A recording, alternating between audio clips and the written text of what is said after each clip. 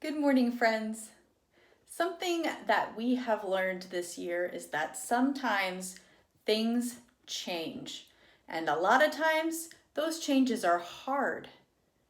But I wanted to talk about another superpower today that we have inside of ourselves, and that superpower is called resilience.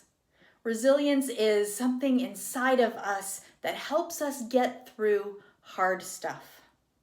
And one way we build up that power is by remembering that we are loved and that we have a community of people around us who will help us to get through the hard stuff.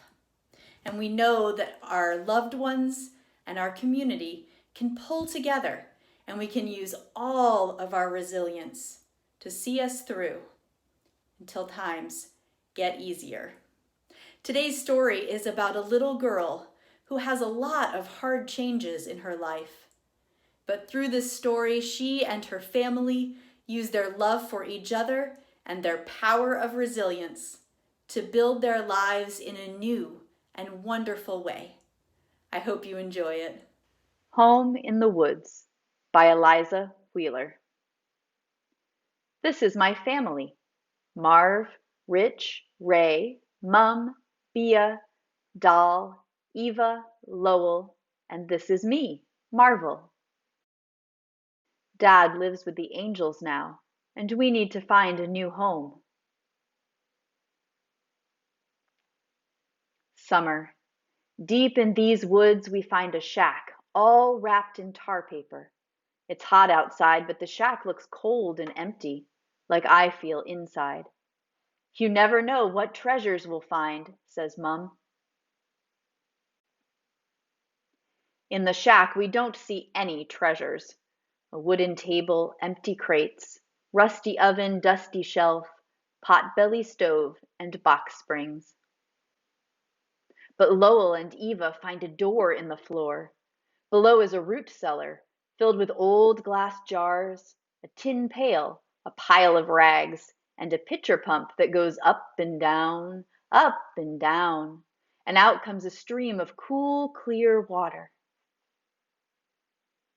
This place will do fine, says my big brother Ray, but it doesn't seem like much of a home to me.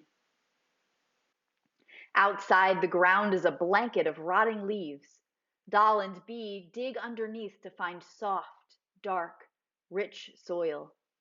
The seeds from our old garden can go here, says Bee. When the crystal rains fall, our seeds slowly take root. Some treasures take a little time, says Mum. The songs of happy frogs echo through the trees. The woods are a tangle of birch, poplar, pine, and sugar maple. Marv finds the secret paths of white-tailed deer woven all around. The paths lead us to a twisting trout creek, an empty beaver lodge, and a blooming berry patch with sweet jewels of blue and red. We fill our pail, Marv's hat, Ray's bag. Lowell fills his empty belly. Our laughter echoes through the trees.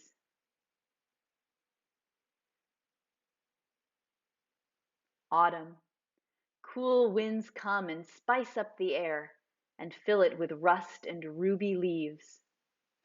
Mum walks into town to do chores for pay, so we take care of the chores at the shack. Rich writes them down on paper slips that we draw from a hat. Split wood, hang clothes, pull weeds, pick veggies, wash up, sweep some.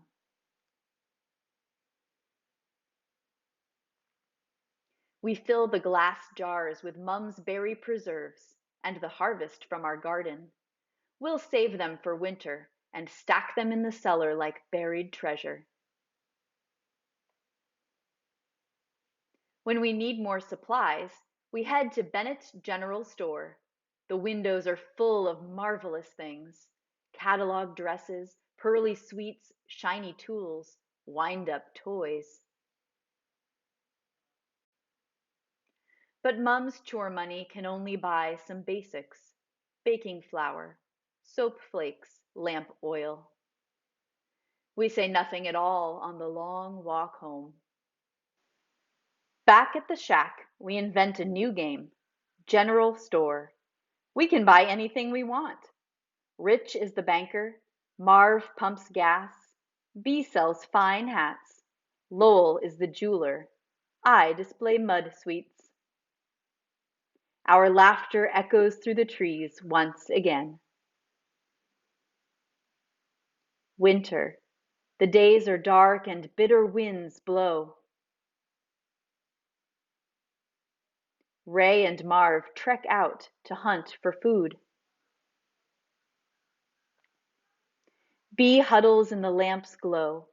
Mum teaches her that scraps, put together, make colored patchwork. I huddle by the warm stove. Rich teaches me that letters, put together, make words.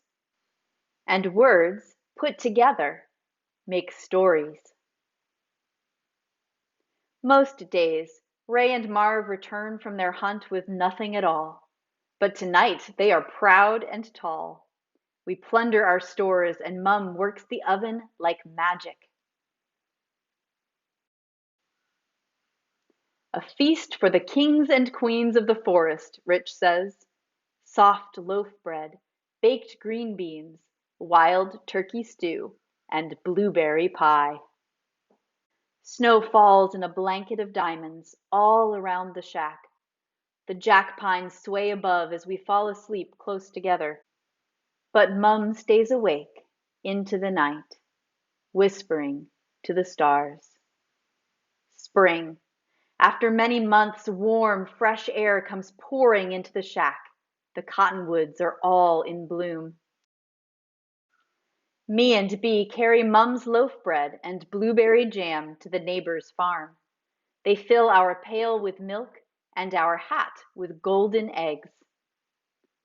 We go slow and careful on the path home.